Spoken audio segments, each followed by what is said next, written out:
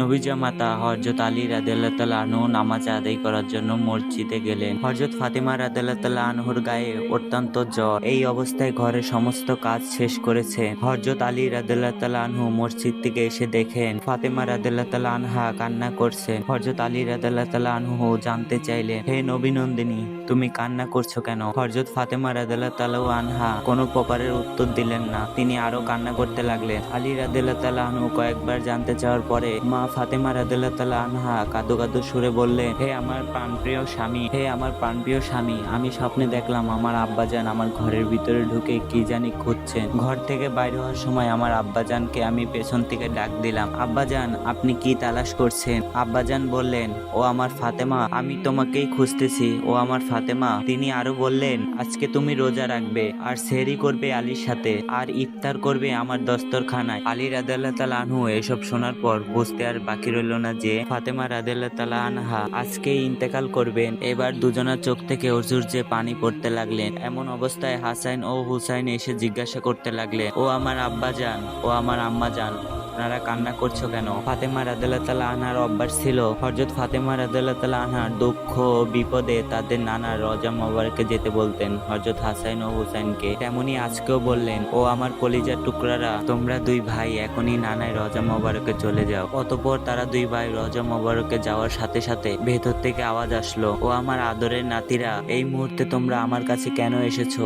আমার কাছে তোমরা সবসময় আসতে পারবে। এখন যাও, তোমরা গিয়ে তোমাদের মায়ের চেহারার দিকে তাকিয়ে থাকো। আজকের পর তোমরা তোমাদের মাকে আর কোনোদিনও দেখতে পারবে না। ওদিকে হযরত ফাতেমা রাদিয়াল্লাহু তাআলা আরো বেশি খারাপ হতে লাগলো। তিনি খুব কষ্ট করে দেওয়ালে হেলান দিলে। তিনি পরপারে যাওয়ার আগেই হযরত আলী রাদিয়াল্লাহু তাআলা আনহুকে তিনটি অনুরোধ করলেন, হে আমার স্বামী, যেদিন থেকে আপনার এই ঘরে এসেছি ওই দিন থেকেই আজ পর্যন্ত আমি আপনাকে অনেক বেশি কষ্ট দিয়েছি। হে আমার প্রাণপ্রিয় স্বামী, যদি আপনি আমাকে ক্ষমা না করেন তাহলে কিয়ামতের সময় আমার আব্বাজান অনেক লজ্জিত হবে। তাই আপনি আমাকে ক্ষমা করে দিন। আলী রাদিয়াল্লাহু তাআলা আনহু বললেন, হে আমার প্রাণপ্রিয় স্ত্রী ফাতেমা, আমি তো তোমার যোগ্য ছিলাম না। তোমার আব্বাজান আমাকে মেহেরবানি করে তোমার সাথে আমাকে বিয়ে দিয়েছে। বিয়ের দিন থেকে আজ পর্যন্ত তোমাকে আমি ঠিকমতো খাবার দিতে পারিনি। তাই তুমি যদি আমাকে ক্ষমা না করো তাহলে আমাকে কিয়ামতের দিন কঠিন শাস্তি ভোগ করতে হবে। ফাতেমা রাদিয়াল্লাহু তাআলা আনহা বললে, হে আমার স্বামী, আমার দ্বিতীয় কথাটি হলো আমি চলে যাওয়ার পর আপনি বিয়ে করে নিবেন আপনার পছন্দ মতো যে কোনো মহিলাকে।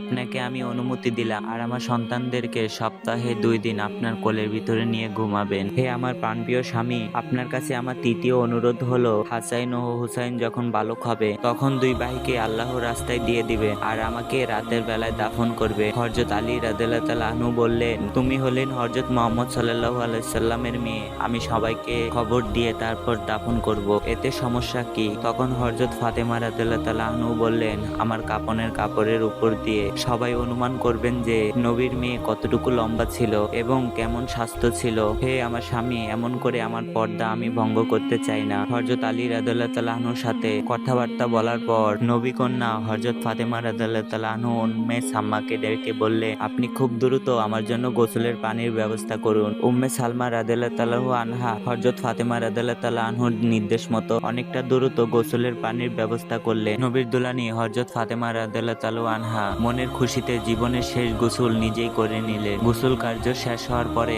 আসমাকে বললে, আপনি আমার ঘরে কর্পূর ঢেলে দিন। এবার হযরত ফাতেমা রাদিয়াল্লাহু তাআলা আনহা তার বিছানায় শুয়ে পড়লেন এবং সকলকে বললে, আপনারা সকলেই বের হয়ে যান এবং বাইর হয়ে বাইরে থেকে দরজা বন্ধ করে দিন। নবীর দুলানী হযরত ফাতেমা রাদিয়াল্লাহু তাআলা আনহার কথা মতো উম্মে সালমা আর উপস্থিত সকলেই ঘর থেকে বের হয়ে গেলে এবং বাইরে হতে দরজা বন্ধ করে দিলে। আল্লাহ তাআলার প্রিয়জনেরা তার সান্নিধ্য লাভ করার জন্য মায়াময়ী এই পৃথিবী ত্যাগ করে কিভাবে পরপারে যাওয়ার জন্য উদ্গ্রীব হয় মা ফাতেমা রাদিয়াল্লাহু তাআলা আনহা।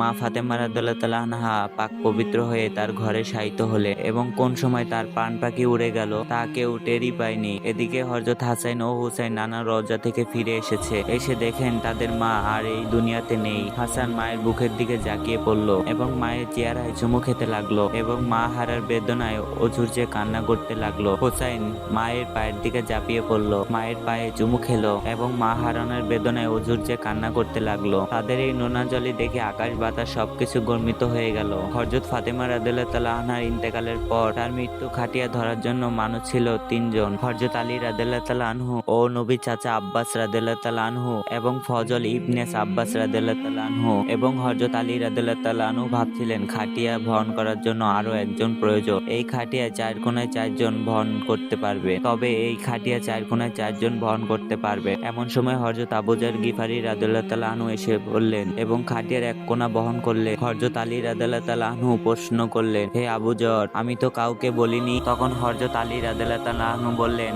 আমি তো কাউকে বলিনি, তাহলে আপনি কিভাবে জেনেছেন? আল্লাহর রাসূল হযরত মুহাম্মদ সাল্লাল্লাহু আলাইহি সাল্লামকে স্বপ্নে দেখলাম। তিনি আমাকে বললেন, হে আবু যর, আমার ফাতেমা খাটিয়ার বহন করার জন্য একজন লোকের অভাব, তুমি তাড়াতাড়ি যাও। হযরত ফাতেমা রাদিয়াল্লাহু তাআলা আনহুকে যখন কবরে নামাচ্ছেন, তখন হযরত আবু যর গিফারি কবরের কাছে গিয়ে কবরকে উদ্দেশ্য করে বললেন, হে কবর, তুই কি জানিস আজকে তোর মধ্যে কাকে রাখা হচ্ছে? ইনি হলেন জান্নাতের সকল মহিলাদের সর্দারিনী হযরত ফাতেমা রাদিয়াল্লাহু তাআলা আনহা। কবর থেকে কোনো আওয়াজ আসলো না। আবু যর গিফারি রাদিয়াল্লাহু তাআলা আনহু আবার বললেন, ইনি হলেন হযরত আলী রাদিয়াল্লাহু তাআলা আনহুর স্ত্রী। এবারও কবর থেকে কোনো প্রকারের আওয়াজ আসলো না। আবু যর গিফারি রাদিয়াল্লাহু তাআলা আনহু আবারও বললেন, ইনি হলেন হযরত হাসান ও হুসাইনের আম্মা জান। এবারও কবর থেকে কোনো প্রকারের আওয়াজ আসলো না। আবু যর গিফারি রাদিয়াল্লাহু তাআলা আনহু আবারও বললেন, ইনি হলেন দুজাহানের বাদশা, আল্লাহর প্রিয় রাসূল হযরত মুহাম্মদ সাল্লাল্লাহু আলাইহি সাল্লামের প্রিয় কন্যা। খবরদার, কবর বিয়াদবি করিস না। তখন কবরটি বলল,